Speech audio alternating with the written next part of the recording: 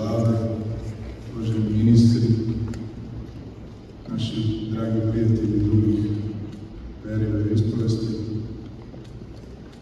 gradski većnici, odbornici, svi oni koji rade u našem gradu, danas ovdje prisutni, dragi novinari, želim da vam poželim srećnu slavu grada Beograda, evo 4. godina za redom kada smo uz pomoć njegove svetosti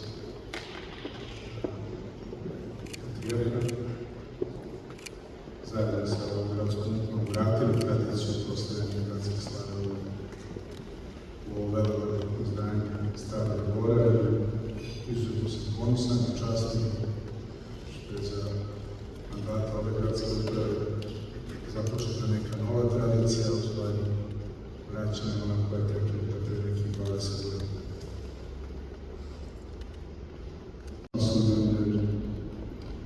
Upravo zbog prisustva časnog pojasa presvete Bogorodice, koju sam ja dobio informisan samo u 3 države do sada iznošen sa Svete Gore, to je Grčka, Italija i Rusija i sada u Srbiji, 4. zemlja, to je boravio u pratnji Igumana Jefrema.